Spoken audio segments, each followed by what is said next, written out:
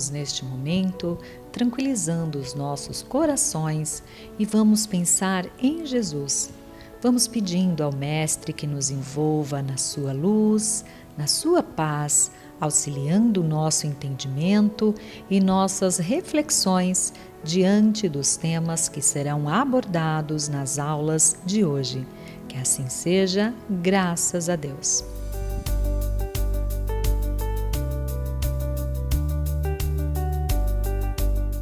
Olá, seja bem-vindo a mais uma aula do curso O que é o Espiritismo, do Espiritismo à Distância da Federação Espírita do Estado de São Paulo.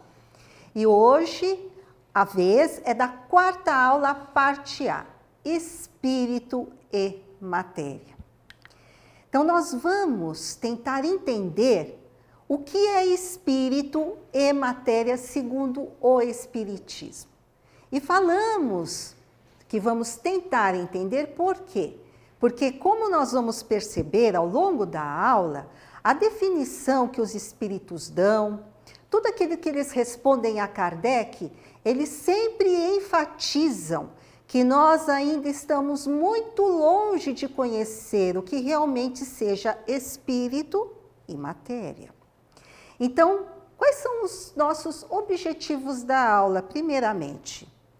Nós vamos definir, como já falamos, o que é o espírito e a matéria. Mostraremos também Deus como criador de tudo. E ainda, nós também vamos entender como é a atuação do princípio inteligente sobre a matéria. Esse questionamento do princípio das coisas, da onde nós viemos, como que o nosso universo ele é regido, é um questionamento muito antigo da humanidade. Desde que estivemos aqui na Terra, nas nossas primeiras encarnações, nós já fazíamos ilações, nós já tentávamos entender o que seja tudo isso, mas ainda nós estamos muito longe de compreender. Nós vamos lá buscar as raízes na antiga escola grega de filósofos. E nós vamos ver que desde lá, na antiguidade, eles, claro, estavam muito preocupados com a questão. Só que, claro, não era uma ciência como a que nós conhecemos, de dedução. Era apenas a observação da natureza. Então, nós podemos citar como exemplo Tales de Mileto, que foi o fundador da escola jônica. A escola jônica, na antiga Grécia, estudava a cosmogonia, né? Como que o universo era regido de acordo com o pensamento deles. E para Tales, todos eles, aliás, antes de nós falarmos, todos eles achavam, cada um deles achava que havia um elemento primordial. E para Tales de Mileto era a água. Já Heráclito de Éfeso, para ele, o princípio elementar de tudo era o fogo. Tudo vinha do fogo. E uma das frases muito interessantes que nós conhecemos dele é: nada é permanente, exceto a mudança. Aí nós percebemos que mesmo ali, naquele conhecimento muito pequeno, ainda muito incompleto, muita coisa eles já apreendiam. Por quê? Porque já era uma conquista do espírito, né? O espírito imortal. Aí nós também temos o Demócrito de Abdera, também que achava que o elemento primordial era o átomo. E aí nós chegamos, fomos evoluindo, chegamos a outras eras, poderíamos até falar, né? Falar desse conhecimento ao redor, ao longo da humanidade, da história da humanidade, mas nós sabemos que esse caminho foi muito difícil, como ele ainda é hoje. Porque por mais que nós vamos explorar o espaço, por mais que nós lancemos objetos no espaço sideral para tentar compreender um pouco mais, a cada dia a ciência vem nos mostrando que nós ainda estamos muito longe de saber tudo.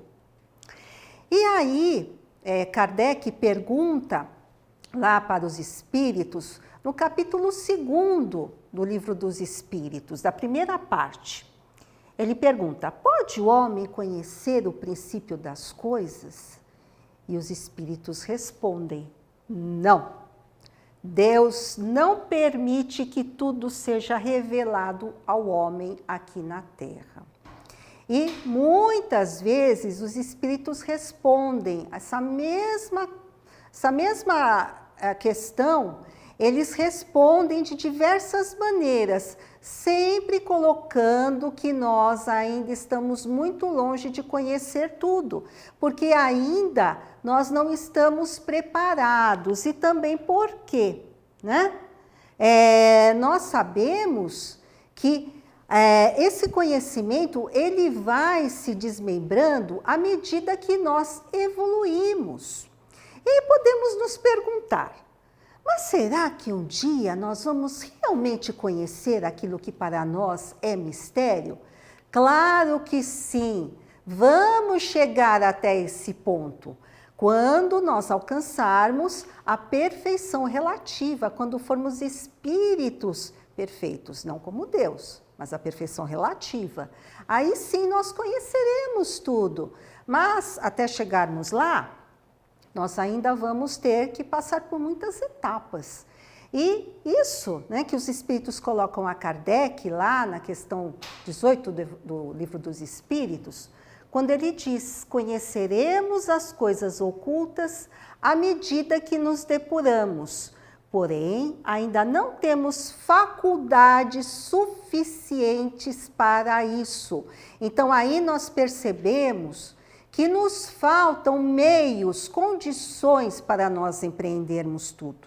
Não é mesmo? Esse conhecimento da matéria que nós temos hoje. Essa matéria que nós conhecemos, os espíritos nos dizem que ela existe em muitas outras condições que nós não podemos saber, que nós não podemos sentir, perceber, porque não temos faculdades para isso. E também o Kardec pergunta se pela ciência nós podemos conhecer o princípio das coisas, conhecermos o universo. E eles respondem, os espíritos respondem que sim. Mas esses limites desse conhecimento, eles não podem ser ultrapassados pelos limites fixados por Deus. Justamente por quê? Porque às vezes não é a hora de nós conhecermos. Às vezes, aquele conhecimento que nós teríamos, ele não seria tão proveitoso, ou então mesmo ele até prejudicaria em alguns pontos a nossa evolução. Então é por isso que esse conhecimento ele vai sendo adquirido enquanto nós vamos evoluindo. E aí, né, nós podemos empreender de tudo isso. Kardec também coloca nesse capítulo do Livro dos Espíritos, que acima de tudo que há criado no universo, existe Deus. Deus, que é a inteligência suprema, e o Criador de todas as coisas, causa primária de todas as coisas, nos dizem os Espíritos lá na questão 1 do Livro dos Espíritos. Então, tudo que existe no universo veio de Deus. Nós devemos entender isso para que nós possamos também entender passo a passo a nossa aula. E justamente, né, nesse capítulo do Livro dos Espíritos, o capítulo 2 do livro 1, tem por título Elementos Gerais do Universo. Então, os Espíritos nos revelam que Deus é o Criador de tudo. E criador de 2 elementos, espírito e matéria. Né? Apenas 2, não façamos confusão. Porque também os espíritos colocam que é Deus o Criador e 2 elementos, o espírito e a matéria. E essa é a trindade universal. E muitas pessoas fazem confusão, né? Quando se pergunta quais são os elementos gerais do universo, né? Dizem 3. Não, são 2, espírito e matéria. A matéria. Kardec, ele dá a definição numa pergunta lá do Livro dos Espíritos, ele pergunta para os espíritos: podemos definir a matéria como qualquer substância que compõe um corpo sólido, líquido ou gasoso? E eles respondem que da matéria como nós conhecemos. Mas aí, né, eles dizem um pouquinho mais. E também Kardec coloca, né, que a matéria é aquilo que tem extensão, que pode impressionar os sentidos e é impenetrável. E aí os espíritos colocam a ele que essa matéria que nós conhecemos, ela ainda existe em estados que nós não podemos ainda compreender. Então ele diz, existem estados de que desconhecemos e que pode ser tão etérea e sutil que não produza nenhuma impressão aos nossos sentidos. E aí nós podemos dar como exemplo os fluidos, né, que nós vamos falar um pouco mais adiante. Definição de matéria pelos espíritos. E aí os espíritos dão uma definição que assim, nossa, mas, né, à primeira vista parece meio difícil de compreendermos, né? Mas aí à medida que nós vamos entendendo um pouquinho mais, nós vamos perceber que é isso mesmo. Eles dizem que a matéria é o liame que escraviza o espírito. É o instrumento que ele usa e sobre o qual, ao mesmo tempo, exerce a sua função. Então, por que eles dizem que é o liame que escraviza o espírito? Porque nós sabemos que o espírito, para estar na matéria, no mundo material, ele precisa, claro, de uma matéria, né? Quando está encarnado, do corpo físico. E também para produzir a imensidade de fenômenos espirituais que nós conhecemos. E nós vamos ver que mesmo que nós não conheçamos toda essa matéria, em quais estados, todos esses estados que os espíritos colocam, é só nós observarmos a natureza do nosso mundo e nós vamos perceber a quantidade, a variedade maravilhosa de corpos existentes nessa natureza.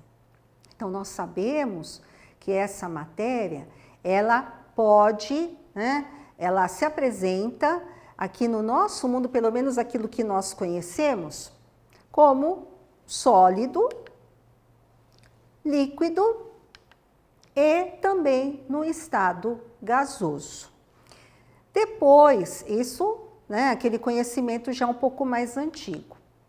Aí, em 1850, Sir William Crookes, que nós conhecemos no Espiritismo também como um grande pesquisador dos fenômenos espirituais, ele estudava muito as materializações, ele descreveu o plasma na década de 1850, no século XIX. E esse plasma, ele compõe 99% de tudo que existe no nosso universo. Então, o exemplo que nós podemos dar são das nebulosas, que hoje nós conhecemos, né? Então, esse plasma já é um conhecimento antigo. E também existe um quinto estado, né, que a física hoje nos mostra, que é o condensado de Bose-Einstein, que foi primeiramente observado por Albert Einstein, o grande cientista Albert Einstein, nos anos 1920, em função de experimentos que foram realizados pelo físico Satyendra Bose, era um físico indiano. Então, esse condensado, ele é explicado pela mecânica quântica, são experimentos físicos. E é um estado de matéria que até para os cientistas é difícil de definir, porque é como se fosse também um líquido que ele, naturalmente, ele sai, ele vaza do seu recipiente. Então, também não deixa de ser matéria. Agora, as propriedades da nossa matéria. A matéria é formada de só um elemento primitivo. Os espíritos dizem, até mesmo os corpos simples. Esse elemento primitivo, qual que é? Fluido cósmico universal. Ele que vai dar origem a toda a variedade de corpos que existem no nosso universo. E essas diferentes propriedades da matéria, o Kardec ele faz sempre aqueles questionamentos dele, né? Ele fala assim, mas esses diferentes estados da matéria, como que eles acontecem, né? Se é só de um elemento primitivo. E aí os espíritos esclarecem que acontece por causa das diferentes modificações das moléculas, né?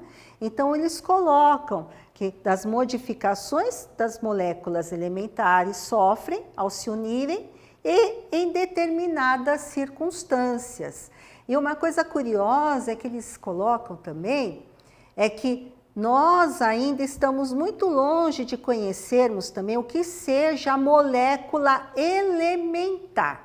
Que mesmo essa molécula que nós conhecemos hoje, ela é muito diferente daquela primitiva, né?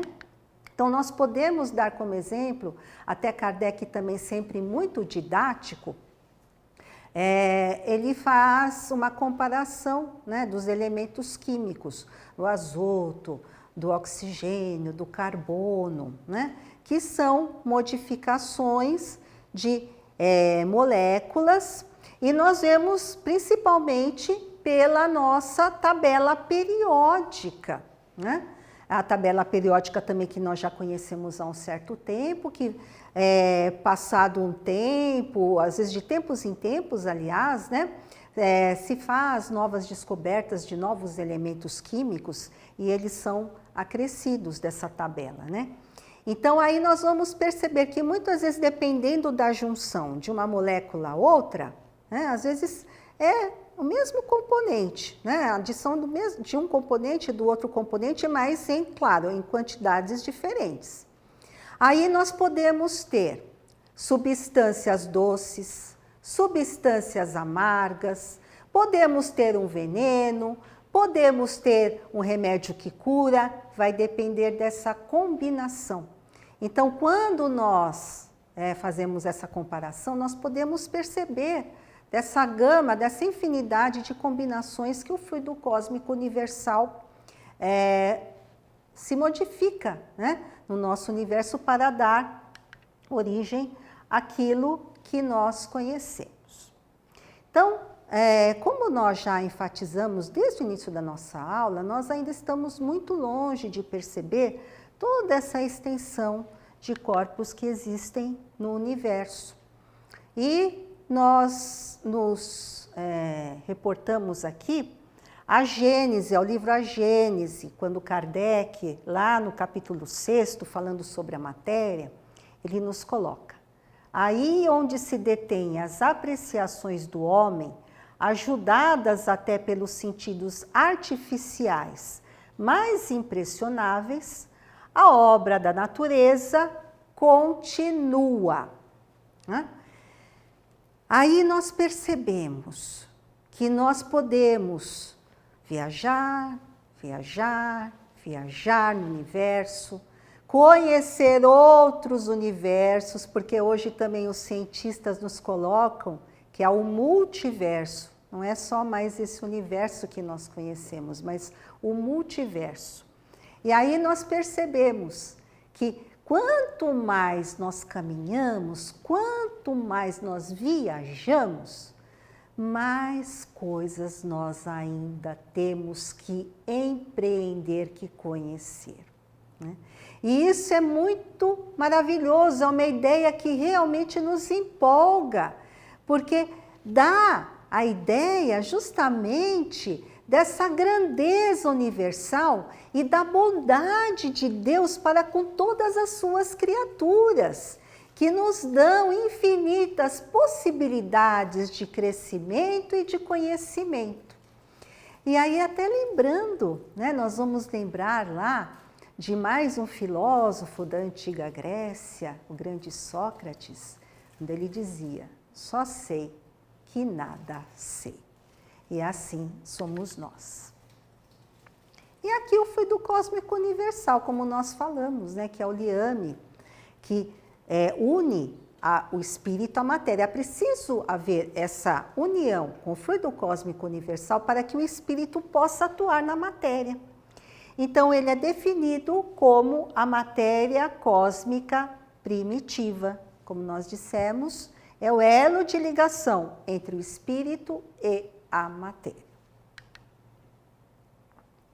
O ponto de partida do fluido cósmico universal é a pureza absoluta. E ele chega até o estado da matéria tangível. É dizer o quê? Daquela matéria que nós podemos pegar, que nós podemos sentir, né? Essa nossa matéria, né? O nosso corpo é uma matéria tangível. Quando nós vemos experimentos realizados, como também já falamos de William Crookes, quando ele mostrava as materializações, eles faziam moldes dos espíritos materializados, aí via-se que o espírito momentaneamente, mesmo desencarnado, ele podia se materializar. Então aí também nós temos um exemplo dessa atuação, né? Desse fluido cósmico universal, né? De como ele pode se modificar a tal ponto de ser tão sutil que nós nem percebemos, que os nossos sentidos nem percebam, até chegar a esse ponto da matéria grosseira, que ora nos reveste. Quando nós chegarmos à condição de espíritos perfeitos, certamente nós estaremos ali atuando com aqueles fluidos mais puros. Mas hoje nós ainda atuamos com os fluidos grosseiros por conta da nossa matéria ainda que é grosseira, né? E do nosso estado também evolutivo que é grosseiro. Agora, o espírito. O espírito, os espíritos definem como princípio inteligente do universo, também chamado de elemento inteligente. E aí, Kardec pergunta, mas inteligência é sinônimo de espírito? E os espíritos dizem que a inteligência é o atributo essencial do espírito, do princípio espiritual, que muitas vezes nós podemos confundi-lo, mas ele é o atributo essencial do princípio inteligente. Agora, o Kardec também ali, ele faz um levantamento também interessante, como sempre, né? Sempre muito curioso, sempre querendo desdobrar os acontecimentos, desdobrar as informações que ele tinha. Ele pergunta, mas será que nós podemos conhecer a natureza íntima do espírito? Não, certamente não, ainda estamos longe. Muitas vezes há pessoas que acham que o espírito, ele é nada, né? Mas aí os espíritos colocam que ele é sim alguma coisa, porque o nada não existe. Todos os recantos, os mais ínfimos do universo, eles são preenchidos com corpos, com matéria, mesmo aquela que nós ainda não conhecemos, né? Então, nós não podemos saber ainda qual que é a natureza íntima do espírito, porque realmente nos falta evolução, nos falta entendimento. E Kardec, nós nos reportando ainda a Gênese, lá no capítulo 11 da Gênese, quando fala sobre o princípio espiritual, Kardec faz uma comparação. Mais uma vez, ele faz a comparação para que nós possamos entender. Então, ele coloca até uma frase que ele já havia também, que nós vemos em outros pontos das obras da codificação, né? Principalmente quando se fala de Deus, né? Então, ele diz, lá na Gênese, no capítulo 11, no item 1, no princípio inteligente, do princípio inteligente. Todo efeito tendo uma causa, todo efeito inteligente deve ter uma causa inteligente. E por que nós colocamos esse sino aqui, para que nós possamos explicar esse ponto? Porque, né, Kardec falou assim, olha, é só você fazer uma comparação da atuação do elemento espiritual, princípio espiritual, né? Ou então do ser inteligente, quando ele já é o ser inteligente do universo, o espírito, né? Então, o que ele diz? Que quando o sino ele se movimenta apenas movido pelo vento, né, por uma causa que não foi ocasionada pelo homem, é um movimento mecânico. Agora, quando há uma vontade por trás desse movimento, quando há uma vontade atuando ali para que ele badale, para que ele dê um sinal, aí se mostra o efeito inteligente, a causa inteligente. Então, por isso que Kardec dá esse exemplo. Vamos ler lá a Gênese, nós convidamos para que leia a Gênese, porque ali nós vamos encontrar subsídios maiores para que nós possamos entender um pouco sobre essa nossa matéria de hoje, né? Então, os Espíritos ainda colocam também lá no Livro dos Espíritos, nesse mesmo segundo capítulo do Livro dos Espíritos, né? É necessária a união do espírito e da matéria para dar inteligência a esta. Matéria sem espírito é matéria bruta. É a matéria que nós classificamos como matéria inorgânica, né? A partir do momento que há atuação do elemento espiritual, do princípio espiritual, ela se transforma em elemento orgânico, matéria orgânica, né? Exemplo, nós, né? Os animais, as flores, né? Os vegetais. Para que nós possamos enfatizar, né? Nós estamos chegando ao quê? Para que a gente possa enfatizar que o princípio espiritual ele não se origina da matéria, ele é um outro princípio. Porque se ele se originasse da matéria, do fluido cósmico universal, ele estaria sujeito às mesmas vicissitudes, à mesma finitude da matéria, enquanto isso não acontece, né? Então, nós podemos perceber que as propriedades do princípio espiritual provam que ele não se origina da matéria. E sua existência comprova a ação divina no universo, né, da justiça e bondade. Isso Kardec coloca lá na Gênese, porque ele diz assim, se Deus unisse o princípio espiritual à matéria bruta, não haveria razão de ser, né? Apenas se houvesse só matéria bruta no universo. Por quê? Porque acaba, é finito, e aí como é que ficam todas as questões, né? Do aprendizado que ainda nós podemos ter, dos erros que muitas vezes nós praticamos, como é que fica, né? Não vai ter uma compensação para tudo isso? E aí, para nós encerrarmos, nós vamos também ainda colocar lá o que Kardec diz na Gênese.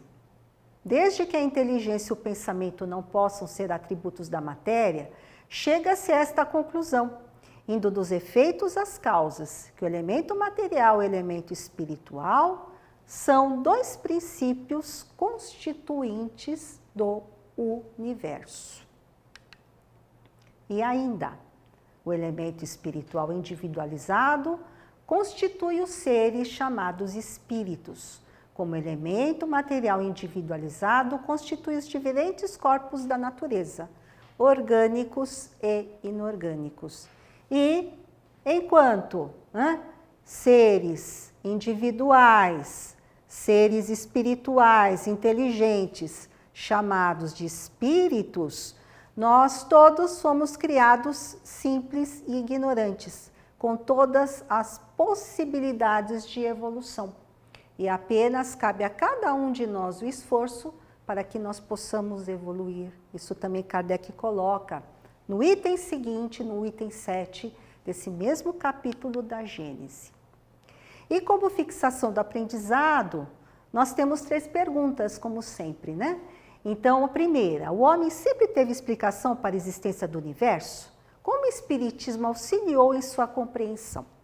Segunda, quais são os elementos gerais do universo?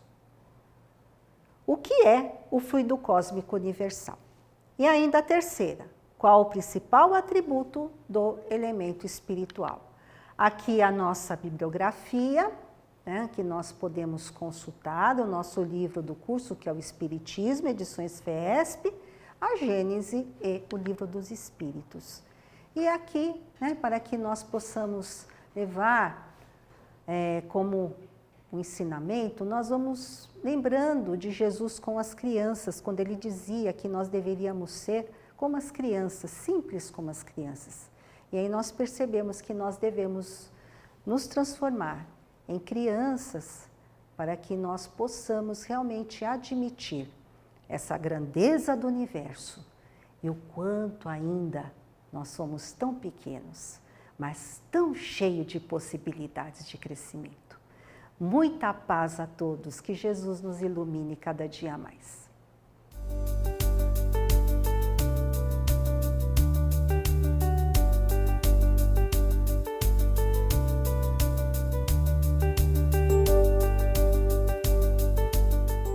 Olá, vamos dando continuidade à nossa 4ª aula e coube a nós a parte B, cujo tema é a reforma íntima. Pois bem, nós iniciamos o nosso tema com uma mensagem de Jesus, que está lá em João capítulo 14, itens 6 a 7. Jesus nos diz: eu sou o caminho, a verdade e a vida. Ninguém pode chegar ao Pai se não for por mim. Por que nós iniciamos com essa mensagem do nosso Mestre Jesus? Porque justamente essa passagem, ela resume todo o nosso estudo. Vamos lá? Bom, eu preciso, quanto aos objetivos, eu preciso entender o que é a reforma íntima, o porquê dela, para quê e como eu posso fazer essa reforma íntima. Bom, sobre o significado, ela é um trabalho processual. E o que seria o trabalho processual? É uma sequência de atos praticados nessa encarnação e também nas outras. Também é a habilidade de lidar com as características da nossa personalidade, que é moldada na nossa atual existência, no meio em que eu vivo. Então, através dessa renovação interior, ela vai melhorando os traços que compõem essa personalidade e as suas formas de manifestação. E nós trazemos alguns exemplos, como o caráter, que eu posso moldá-lo, o meu temperamento, os meus valores, os vícios e hábitos que muitas vezes, ou em sua maioria, acabam nos prejudicando. Então, nós vamos verificando que a reforma íntima é uma mudança para o melhor. E continuando quanto ao significado, é um conhecimento do nosso interior, ou seja, eu busco, através de uma autoanálise, entender como são as minhas reações e as minhas ações no meu dia a dia. É buscar a transformação desse homem velho para um homem novo, que significa deixar para trás toda as nossas escolhas que foram equivocadas. substituindo por boas. Então, é um trabalhar, né? Essa modificação para melhor é um trabalhar, mas esse trabalhar, ele vem de dentro para fora, tem que ser de forma espontânea e sincera. E nós vamos verificando que todo esse trabalho é um educar-se. Pois bem, nós pegamos uma parábola lá que está em Mateus capítulo 9, versículos 16 a 17, que é a parábola do vinho novo em odres velhos. E vamos ver o que diz? Ninguém põe remendo de pano novo em vestido velho, porque o remendo tira parte do vestido e fica maior a ruptura. Mas nem se põe remendo de pano novo em vestido velho. Do contrário, rompe-se os odres e derrama-se o vinho, e os odres se perdem. O que significa? Que na realidade nós temos que esquecer esse homem velho, com as atitudes equivocadas, partindo para um novo homem, é um recomeçar em busca da minha evolução, da minha felicidade. E aí a parábola termina, mas põe-se vinho novo em odres novos e ambos se conservam. Pois bem, então eu já sei o que seria a renovação interior, mas eu preciso saber, como filho de Deus, né? Quem sou eu? Então, nós somos filhos desse Pai, desse nosso Criador. Todos somos criados simples e ignorantes, sobre o ponto inicial do saber. Somos sujeitos às mesmas leis, submetidos, como foi falado, ao mesmo ponto de partida. E nós também somos individualidades com responsabilidade sobre os nossos atos praticados. Então, mas nós somos destinados ao quê? À felicidade, à perfeição, que é relativa, porque só Deus, ele é perfeito, ok? Bom, nós já sabemos que somos espíritos criados por Deus. E Kardec, no Livro dos Espíritos, na questão 115, nos pergunta, aliás, pergunta aos espíritos, os espíritos foram criados uns bons e outros maus?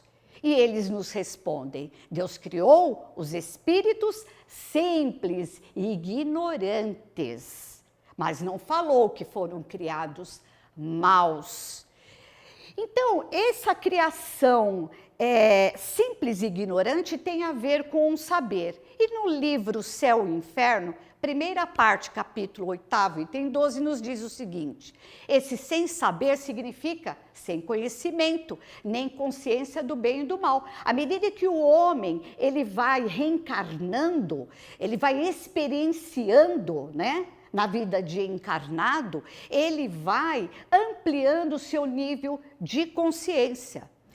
Mas, apesar da falta de conhecimento no ponto de partida e essa consciência que vai se desenvolvendo, nós estamos aptos a adquirir o que nos falta, ok?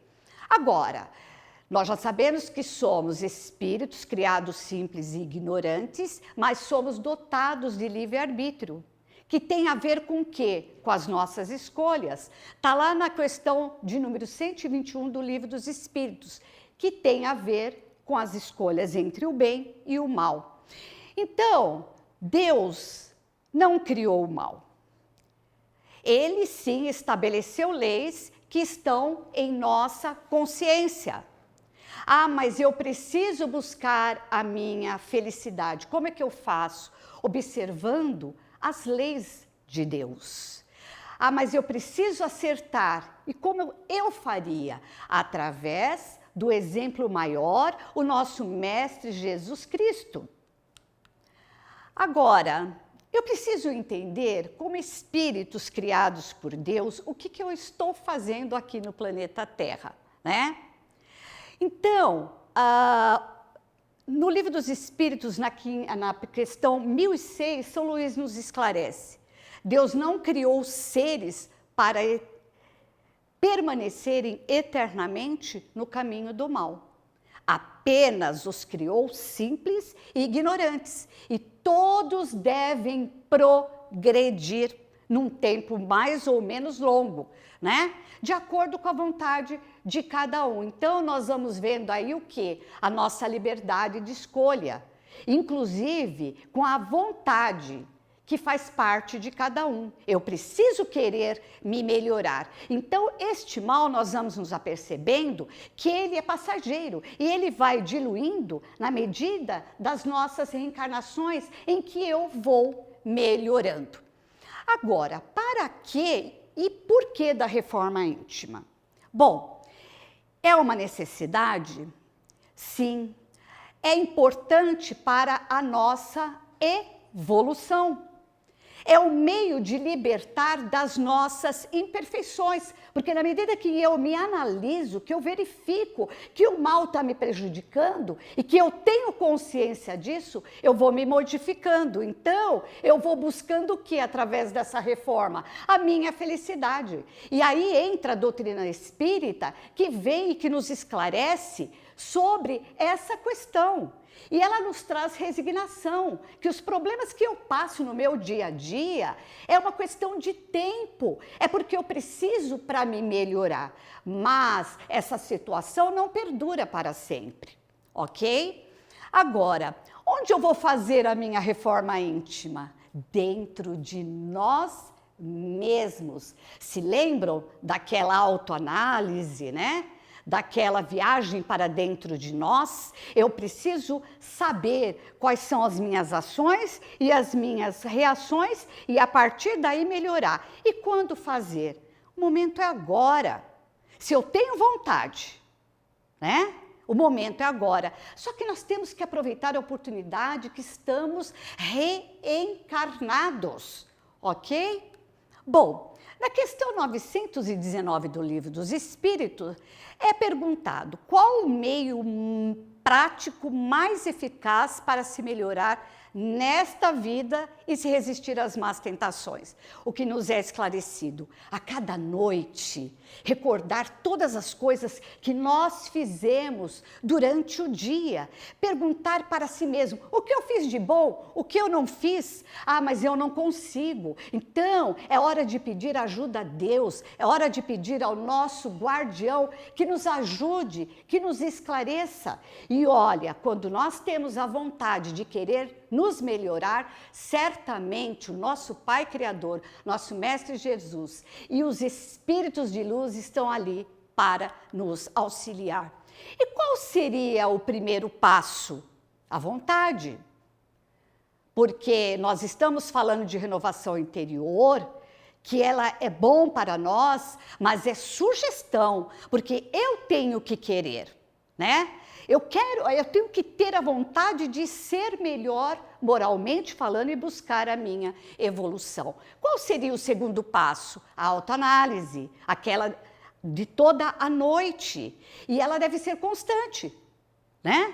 Para conhecermos as nossas emoções. Por que eu reajo daquela forma? Aquilo está me prejudicando. E o terceiro passo é colocar em prática, que é a transformação moral, em busca da nossa evolução. Mas, olha, mesmo que for um pequeno passo, não se importe, porque o importante é você melhorar, porque tudo é levado em conta por Deus.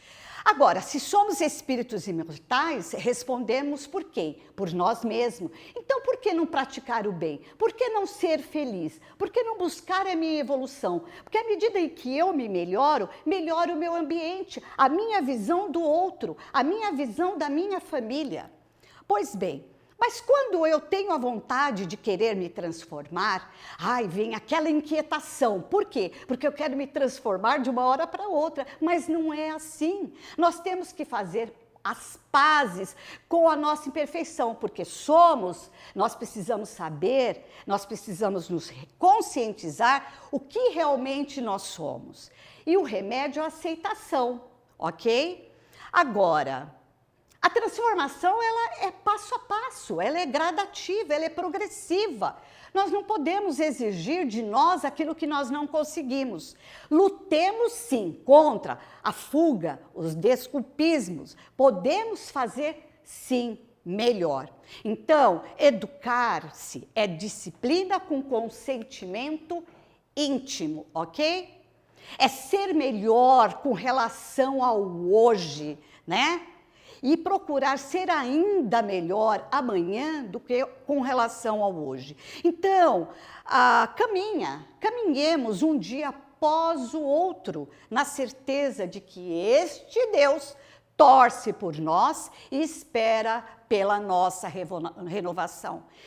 E uma outra coisa que se tem que se ressaltar é que os espíritos de luz, nossos anjos guardiões, nos auxiliam.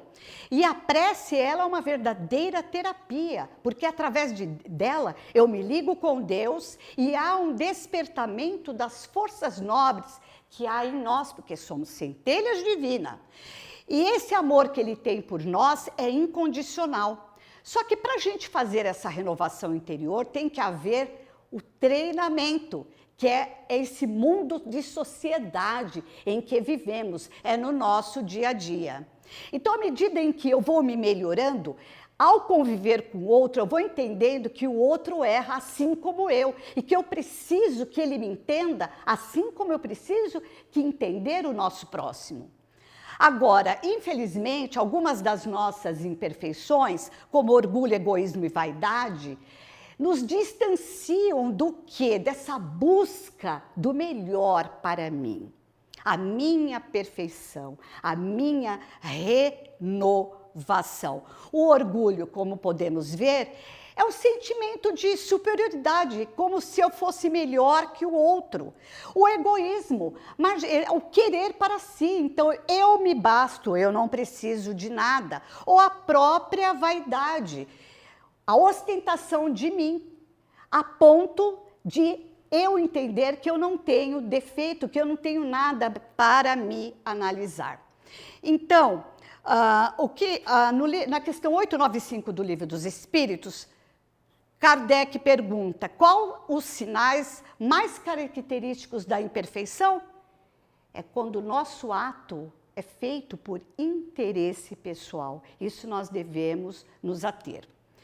Então, orgulho, egoísmo e vaidade representam o que há de mais primitivo e animal no sentimento humano. Herança instintiva do homem, que um dia, com certeza, ele deixará de ser um mal na sociedade. Só que isso são desafios, eles são incessantes, mas nós temos que ter vontade, querer se melhorar e buscar em Deus a coragem, a fé e a esperança em dias melhores. Então a nossa palavra de ordem é o quê? É recomeçar, uma palavra inspiradora, desde que não desistamos. Hoje eu não consegui me melhorar, amanhã eu conseguirei. Sempre haverá uma chance para a vitória, ok?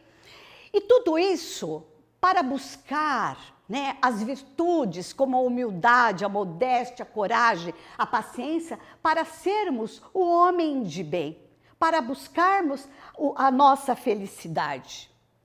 Então, na questão 893 do Livro dos Espíritos é perguntado: qual a mais meritória das virtudes? É aquela que é feita sem interesse, ok? Então, nós vamos verificando que a reforma íntima é um projeto de vida. É um trabalho do quê? Da nossa autoiluminação. Jesus é o nosso modelo e guia. O Evangelho é o nosso roteiro para os espíritos em luta como nós. E o auxílio é constante. Então, lá no Consolador, o Espírito Emmanuel nos diz o seguinte: trabalhai sempre, esforcemo-nos constantemente. A palavra do guia é agradável e amiga, mas o trabalho de iluminação pertence a cada um. Então, somos individualidades, o trabalho é nosso, certo? E quando nós dissemos que o Evangelho é o roteiro, o Evangelho de Jesus, por isso que nós iniciamos lá a nossa aula, dizendo que Jesus é o caminho, a verdade e a vida. Bom, a reforma íntima é um esforço de milênios. Foram inúmeras as encarnações em que não atingimos tais objetivos, mas o Evangelho sempre nos oferece um poderoso auxílio. Para quê? Para a nossa espiritualização, desde que seja compreendido, interpretado e vivido na sua essência e no seu poder redentor. Está lá no curso O que é o Espiritismo. Para a fixação do aprendizado, nós deixamos 3 questões a serem respondidas. Você pode utilizar o livro do curso, caso você tenha o livro. E se não tiver, pode rever a nossa aula. Nós vamos deixando a nossa bibliografia, caso você queira se aprofundar no tema. E para terminar, nós deixamos uma mensagem que foi tirada do livro Lições de Chico Xavier de A a Z, que diz o seguinte: Jesus é um sistema de vida. Ele não escreveu, não se imortalizou por nenhuma obra literária que definisse uma raça, um povo. Tudo o que ele ensinou é aplicável à nossa vida cotidiana. Seja aqui, seja na China, seja na Tailândia ou mesmo na África ou no continente europeu. Até um próximo encontro, até uma próxima aula.